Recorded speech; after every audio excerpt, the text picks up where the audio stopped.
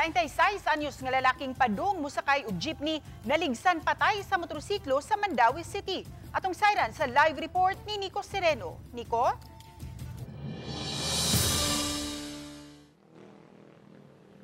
Yeses, naglisod pagdawat ang iyang mga mahal sa kinabuhi sa nahitabo ning maong biktima human madisgrasya kaganihang buntag.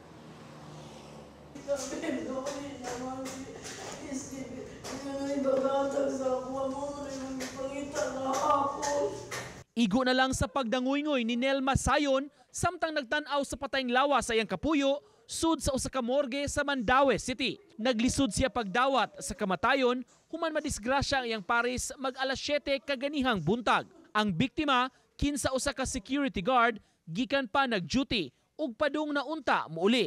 Nakapara na kuno kini og jeep sa Maydan AS Fortuna ug patabok na sa kalsada dihang nabanggaan sa usa ka motorsiklo. Nalamba ang 36 anyos nga biktima nga gidala paunta sa ospital apan namatay kini.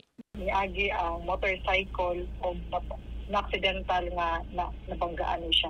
Posible yun nga usog yun ang iyahang pagka-impact sa iyaha kay grabe man ang hitabo sa iyahang lawas o mao na pagdala sa hospital sa Mandawi District dito dahil na rival. Lisod jud sir, di gyud madawat na kung dawaton, di gyud nako madawat. Gusto ko na kaniyang haya ipadala ko sa Mindanao.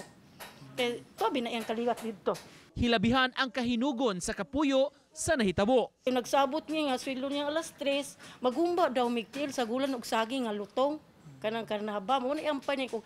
Ayaw lang palabi kay kanang waka kabalog high blood. Wala mahinabi sa news team ang nakabangga. Apan sa off-cam interview sa ginikanan, gibarugan nila aksidente ang nahitabo. Andam sila nga muabaga sa galastuhan sa namatay. Tungod sa insidente, dunay pahimangno ang kapulisan. Pedestrian man siya or dili pero wag inani gani na makita nato na atas sa kadalanan dito ta mo kumpiyansa tanawon jud nato ang bisig ka side ang mga nagpadung na mga sakyanan. Unya before ta mauna siya before ta mo labang sa ato at ato ng mga drivers dili sa ta mo kumpiyansa kay wa makahibaw.